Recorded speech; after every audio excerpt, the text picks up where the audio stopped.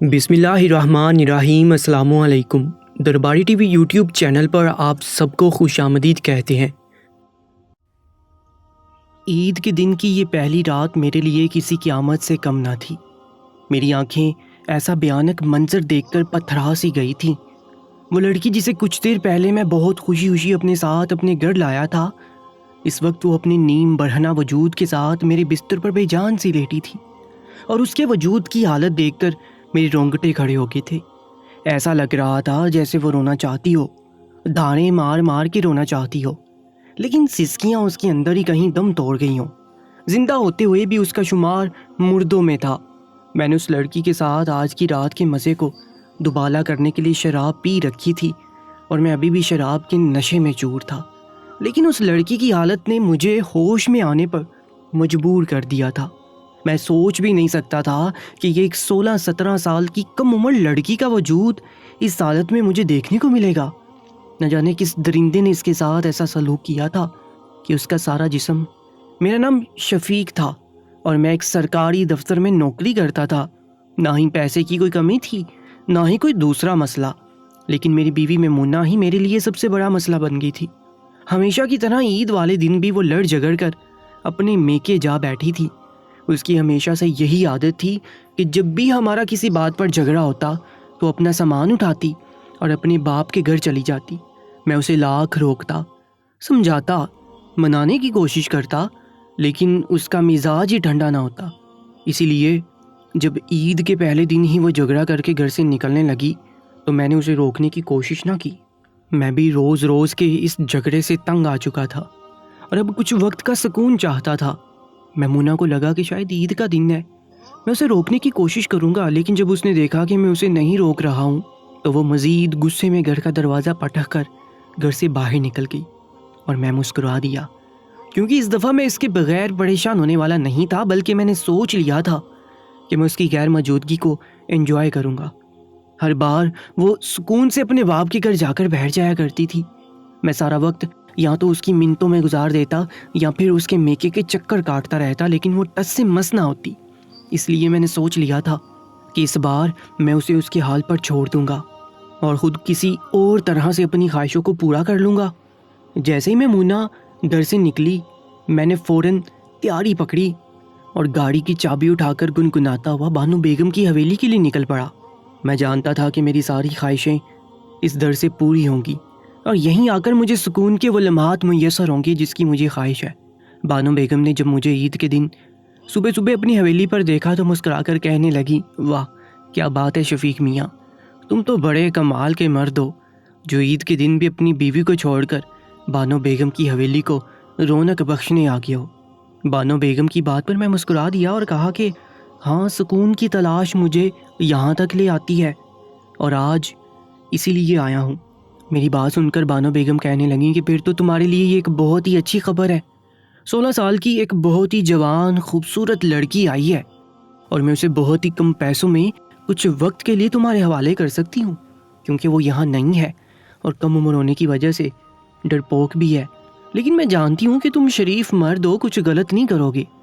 اس بیچاری کے ساتھ بہت بھیانک حادثہ ہوا ہے، ہو سکے تو اس کی دل جوئی کر دینا۔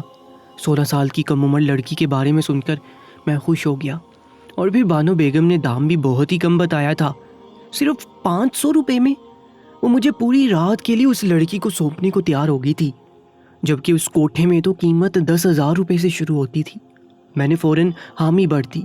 بانو بیگم نے اس لڑکی کو بلوایا جس کا نام شہزادی تھا۔ وہ چھوٹے چھوٹے قدم اٹھاتی بانو بیگم کے قریب آئی تو میں اسے دیکھ کر پل کے جھپکنا بھول گیا۔ 16 سال کی عمر میں جوانی اس پر ٹوٹ کر برسی تھی اور میں اسے دیکھ کر مبہوت سا رہ گیا تھا۔ میں نے آج تک اتنا معصوم چہرہ اور ایسا بے مثال حسن نہ دیکھا تھا۔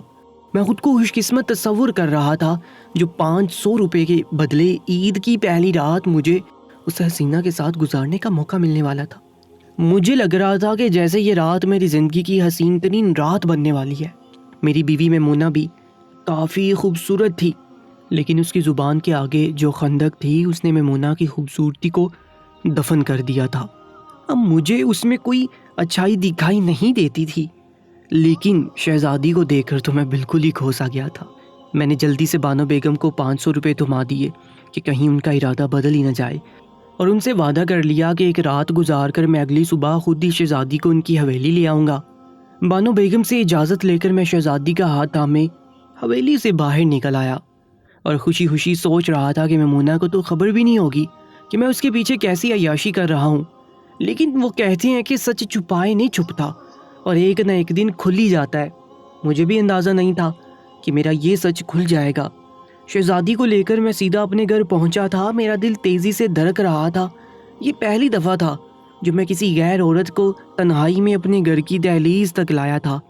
میری نیت میں فطور تھا، اسی لیے میرے ماتھے پر بار بار پسینہ آ رہا تھا۔ آخر کو میں اپنی بیوی سے دھوکہ کرنے جا رہا تھا اور اس کی جگہ ایک بازاری عورت کو دینے والا تھا۔ میں شہزادی کو سیدھے اپنے بیڈ روم میں لے آیا اور اسے بیڈ پر بٹھا دیا۔ وہ بہت ہی خوبصورت تھی اور میں اس کا ہاتھ پکڑ کر اس کی خوبصورتی کی تعریف کر رہا تھا۔ شہزادی بہت ہی گمسم سی بیٹھی تھی اور نہ ہی کچھ بول رہی تھی۔ ایسا لگ رہا تھا کہ جیسے نہ ہی کچھ سن رہی ہو۔ مجھے لگا شاید وہ کم عمر ہے، اسی لیے شرما رہی ہے، جھجک رہی ہے۔ میں نے محبت سے اسے اپنے قریب کیا اور اسے پرسکون کرنے کی کوشش کی، اور پھر آہستہ آہستہ جیسے میں نے اسے اپنے بستر پر لٹا کر اس کے لباس کو اس کے تن سے جدا کیا تو میرے رونگٹے کھڑے ہو گئے۔ اس کی حالت دیکھ کر میں سانس لینا بھول گیا تھا۔ ایک پل کے لیے مجھے لگا کہ شاید وہ مر چکی ہو، لیکن نہیں، وہ زندہ تھی۔ وہ سانس لے رہی تھی، وہ پلکیں جھپک رہی تھی، لیکن ان پلکوں کے نیچے موجود آنکھوں میں زندگی کی کوئی رمق دکھائی نہ دیتی تھی۔ میں ہکلاتے ہوئے اسے پوچھا کہ تمہارا ایسا حال کس نے کیا ہے؟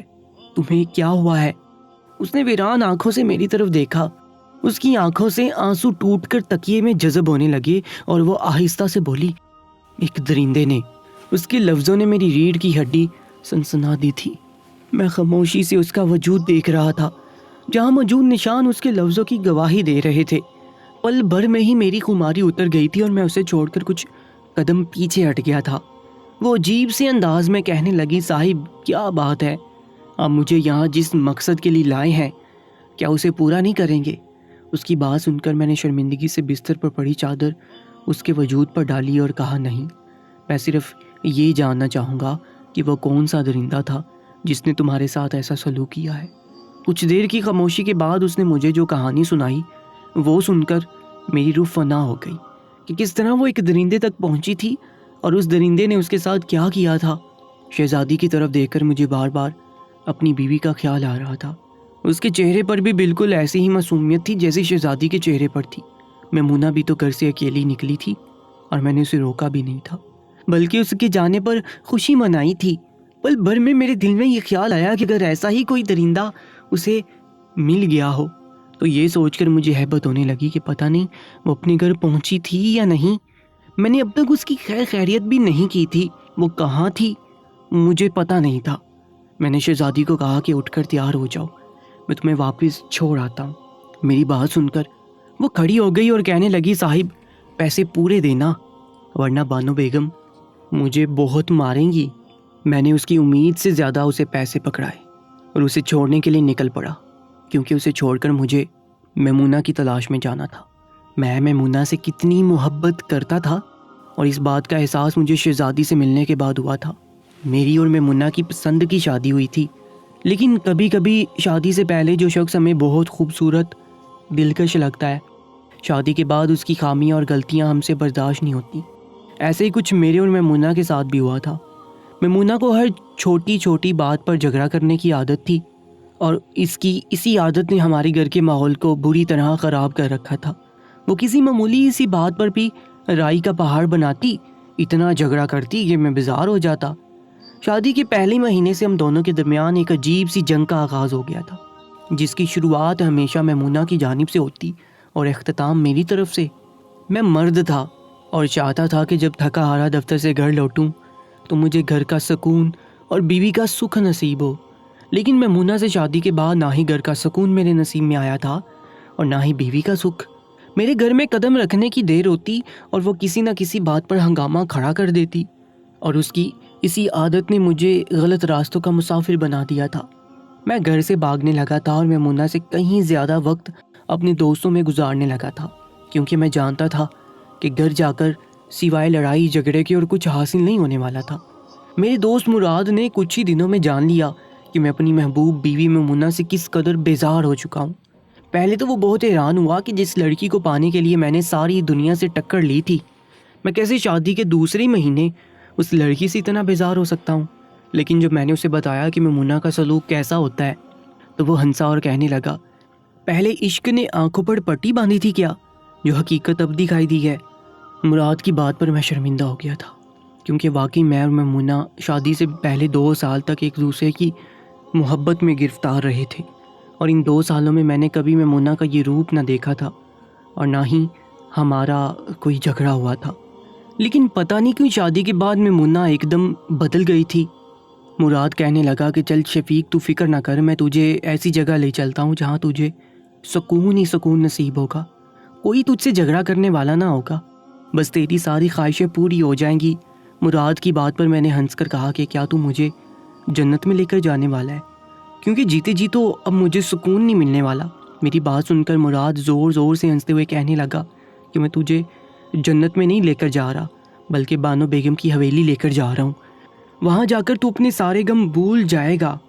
میرے لیے یہ نام بالکل نیا تھا، اس سے پہلے کبھی مراد نے کسی بانو بیگم کا ذکر نہ کیا تھا اور نہ ہی اس کی کوئی ایسی رشتہ دار تھی۔ میں نے حیرت سے پوچھا، یہ بانو بیگم کون ہے؟ تو اس نے فوراً ہی اپنے ہونٹوں پر انگلی رکھ کر مجھے خاموش رہنے کا اشارہ کیا۔ میں سمجھ گیا تھا کہ وہ یہ بات اپنی بیوی سے چھپا کر کہہ رہا ہے۔ مجھے فوراً ہی ہنسی آ گئی۔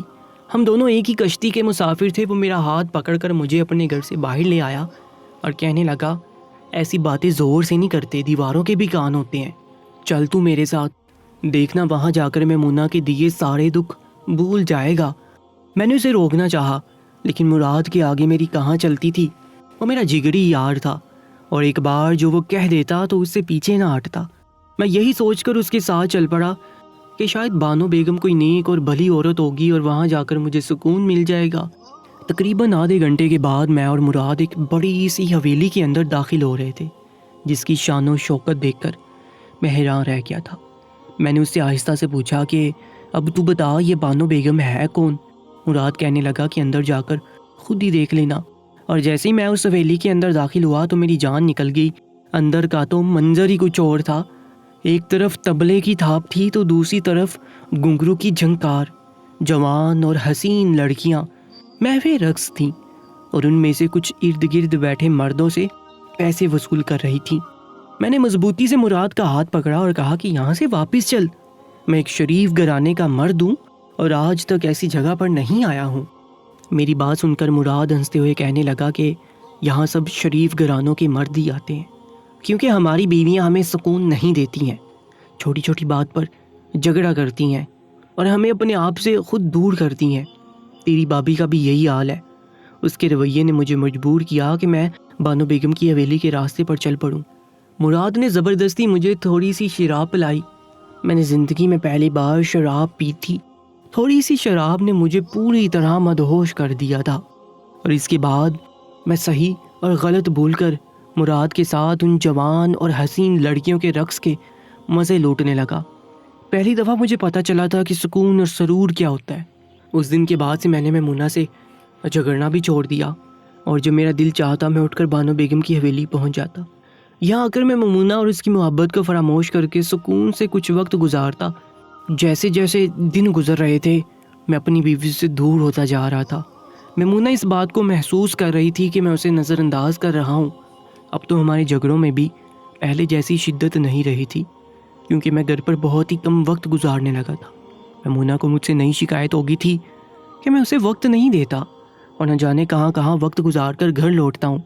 چاند رات پر بھی میں مراد کے ساتھ بانو بیگم کی حویلی پر تھا، اور جب صبح کے قریب گھر پہنچا تو میمونہ کا رویہ پوری طرح بگڑ چکا تھا۔ اس نے مجھ سے جھگڑا شروع کر دیا۔ اسے میرے ساتھ بازار جانا تھا، لیکن میں منہ پھیر کر سو گیا، اور جب میں سو کر اٹھا تو اس کا مزاج پوری طرح خراب ہو چکا تھا اور اس نے نئے سرے سے جھگڑنا شروع کیا۔ تو مجھ سے بھی رہا نہ گیا اور بات حد سے آگے بڑھی تو وہ بھی اپنا سامان اٹھا کر نکل گئی۔ میں نے بھی اسے روکنے کی بجائے اسے جانے دیا، کیونکہ میں عید کے یہ 3 دن سکون سے گزارنا چاہتا تھا۔ اس کے جاتے ہی میں بانو بیگم کے پاس پہنچ گیا۔ بانو بیگم نے مجھے لڑکی دینے میں ذرا بھی ہچکچاہٹ کا اظہار نہ کیا، کیونکہ میں ایک طویل عرصے سے ان کی حویلی کے چکر لگا رہا تھا اور وہ جانتی تھی کہ میں اب اس کی حویلی کی حسیناؤں کے دیدار کے بغیر نہیں رہ سکتا۔ جوان لڑکیوں کو دیکھے بغیر میرا گزارا ممکن نہیں رہا تھا۔ میں میمونہ اور اس کی محبت کو فراموش کر بیٹھا تھا۔ بانو بیگم نے جو میرے سامنے شہزادی کو پیش کیا اور صرف 500 روپے کے عوض اسے میری ملکیت میں دینے کی بات کی، تو میں خوشی خوشی اسے اپنے ساتھ اپنے گھر لے آیا۔ میں نے سوچا تھا کہ میں اس کے ساتھ خلوت کے حسین لمحات گزاروں گا اور میمونہ کی کمی کو محسوس کرنے کی بجائے اپنی زندگی کی خوبصورتی کو محسوس کروں گا، کیونکہ جب بوسو کنار کے بعد شہزادی کو میں نے بستر پر لٹایا اور اپنے جذبات کو تسکین پہنچانے کی کوشش کی تو اس کے نیم برہنہ وجود کو دیکھ کر میرے ہوش اڑ گئے۔ میں سوچ بھی نہیں سکتا تھا کہ ایک 16 سال کی لڑکی کے ساتھ اس قدر درندگی بھی کی جا سکتی ہے۔ تھوڑی دیر پہلے میں نے شراب کا ایک گلاس پیا تھا، لیکن اب میرے اوپر اس کا نشان طاری نہ رہا تھا، اور میرے پوچھنے پر شہزادی نے مجھے بتایا کہ اس کا یہ حال کسی غیر نے نہیں بلکہ اس کے باپ نے کیا ہے۔ وہ ایک غریب گھرانے سے تعلق رکھتی تھی۔ اس کا باپ ایک شرابی تھا اور اس کی ماں سے ہرگز بھی محبت نہ کرتا تھا۔ شروع سے ہی ان کے گھر کے حالات بہت زیادہ خراب تھے۔ ماں اور باپ کا جھگڑا زیادہ بڑھا تو اس کی اماں گھر چھوڑ کر چلی گئی، لیکن وہ شہزادی کو یہ سوچ کر اپنے ساتھ نہیں لے کر گئی کہ شہزادی کی خاطر اس کا شوہر اسے لینے کے لیے آئے گا۔ شہزادی کی ماں اپنے شوہر سے بہت محبت کرتی تھی اور اسے یہ مانتا کہ اس کا شوہر کسی بھی حالت میں اسے نہیں چھوڑے گا، لیکن شہزادی کے باپ نے اس کی ماں کی غیر موجودگی کا فائدہ اٹھا کر اپنے شراب کے خرچے پورے کرنے کے لیے شہزادی کو ایک آدمی کے ہاتھ فروخت کر دیا۔ اس آدمی نے شہزادی کے اس پورے 1,00,000 روپے اس کے باپ کو دیے تھے۔ شہزادی معصوم اور بھولی بالی لڑکی تھی، وہ سمجھ ہی نہ سکی کہ اس کے ساتھ کیا ہو رہا ہے، اور وہ آدمی شہزادی کو اپنے ساتھ لے کر دوسرے شہر چلا آیا، اور یہاں آ کر سب سے پہلے اس نے شہزادی کو اپنی ہوس کا نشانہ بنانے کے بعد جسم فروشی کے اڈے پر فروخت کر دیا، جہاں اس کا پہلا ہی گاہک ایک درندہ ثابت ہوا تھا۔ شہزادی بہت چیخی چلائی، لیکن اسے بچانے والا کوئی نہیں تھا، اور صرف 2,000 روپے کے عوض ساری رات ایک وحشی درندے نے اس کے وجود کو نوچ ڈالا تھا۔ شہزادی کے جسم کا کوئی حصہ ایسا نہیں تھا جہاں زخموں کا نشان موجود نہ ہوتا، یہاں تک کہ زخم اس قدر گہرے تھے کہ انہیں دیکھ کر کراہت کا احساس ہو رہا تھا۔ شہزادی کہنے لگی کہ اس درندے کا شکار ہونے کے بعد اسے سکون ہو گیا، کیونکہ پھر کوئی دوبارہ اس کا جسم خریدنے کا خواہش مند نہ رہا، اور وہ جسم فروشی کے اڈے سے بانو بیگم کی حویلی تک پہنچا دی گئی تاکہ رقص کی محفلوں میں کام آ سکے۔ لیکن زخم اتنے گہرے تھے کہ تھوڑی ہی دیر کے رقص کے بعد شہزادی تھک کر بے ہوش ہو جایا کرتی۔ بانو بیگم شہزادی کے وجود سے تنگ آ چکی تھی، لیکن وہ اسے ضائع بھی نہیں کرنا چاہتی تھی، اسی لیے اس کی قیمت صرف 500 روپے مقرر کر دی گئی۔ بانو بیگم جانتی تھی کہ میں ایک شریف آدمی ہوں جو مراد کی وجہ سے ان کے کوٹھے کا راہی بنا ہوں، اور اسی لیے انہوں نے جان بوجھ کر میرے سامنے شہزادی کو پیش کیا۔ میں اس کی خوبصورت سی شکل دیکھ کر اس پر مر میٹا، اور 500 روپے سن کر تو فوراً ہی اسے اپنے گھر لے آیا۔ شہزادی کی آنکھوں سے مستقل آنسو بہہ رہے تھے، اور وہ کہہ رہی تھی کہ اگر اس کی ماں گھر چھوڑ کر نہ جاتی اور اس کا باپ اس کی ماں کو عزت دے کر اپنے گھر میں پناہ دیتا تو شاید آج وہ اس درندگی کا شکار نہ بنی ہوتی۔ میں نے شہزادی سے کہا کہ اگر وہ چاہے تو میں اسے بانو بیگم کی حویلی سے ہمیشہ کے لیے آزاد کروا کر واپس اس کے گھر اس کی ماں کے پاس بھیج سکتا ہوں، لیکن میری بات سن کر مسکرا دی اور کہنے لگی اس کا وجود اب کسی قابل نہیں رہا، یہاں تک کہ وہ ماں بھی نہیں بن سکتی، تو پھر پلٹ کر واپس جانے کا کیا فائدہ ہے؟ اس کی ماں تو بہت پہلے ہی اسے اس کے باپ کے رحم و کرم پر چھوڑ گئی، تو اب کیسے پنائے گی؟ وہ واپس بانو بیگم کی حویلی جانا چاہتی تھی۔ میں خود اسے بانو بیگم کی حویلی چھوڑ آیا، کیونکہ اسے بہت اچھی طرح معلوم تھا کہ کوئی بھی مرد اب اس کے وجود کو اپنی ہوس کا نشانہ نہیں بنا سکتا۔ اسے چھوڑ کر میں سیدھا میمونہ کے گھر پہنچا تھا، جہاں وہ رو رو کر اپنا منہ سجا چکی تھی۔ مجھے دیکھتی اس نے محبت سے منہ پھیرا اور کہنے لگی، اب بھی کیوں آئے ہیں؟ اپنے گھر میں سکون سے رہیں۔ میں نے محبت سے میمونہ کو اپنے سینے سے لگایا اور کہا کہ آج کے بعد میرا سارا وقت تمہارا ہے۔ میں جان گیا تھا کہ ایک عورت صرف اپنے گھر کی 4 دیواری میں محفوظ ہوتی ہے، ورنہ باہر کی دنیا تو ایسے درندوں سے بڑی پڑی ہے جو معصوم سی عورت کے وجود کو نوچ لیتے ہیں۔ میرا اور میمونہ کا رشتہ بہت ہی خوبصورت تھا، لیکن میرے اسے وقت نہ دینے اور اس کے جلدی غصے میں آ جانے کی وجہ سے اس رشتے کی خوبصورتی ختم ہو گئی تھی۔ میں نے میمونہ سے وعدہ کیا تھا کہ اب میں اسے اپنا سارا وقت دوں گا، اور اس سے بھی وعدہ لیا تھا کہ وہ بھی چھوٹی چھوٹی باتوں پر غصہ نہیں ہوگی، بلکہ میری غلطیوں اور خامیوں کو نظر انداز کر دے گی۔ زندگی کی اصل خوبصورتی اسی میں ہے کہ جن سے محبت کی جائے ان کی غلطیوں کو سدھارا جائے اور ان کی خامیوں کو اپنا لیا جائے۔ آج ہماری شادی کو 1 سال مکمل ہو گیا ہے اور میں میمونہ کے ساتھ ایک اچھی زندگی گزار رہا ہوں، لیکن شہزادی کے ساتھ اس کے بعد کیا ہوا یہ ایک الگ داستان ہے۔ اگر آپ اس کہانی کو مکمل سننا چاہتے ہیں تو ابھی اسکرین پر نظر آنے والی ویڈیو پر کلک کر کے آپ اس مکمل کہانی کو بھی سن سکتے ہیں۔ آپ کا بہت بہت شکریہ، اپنا بہت زیادہ خیال رکھا کریں۔ اللہ نگہبان۔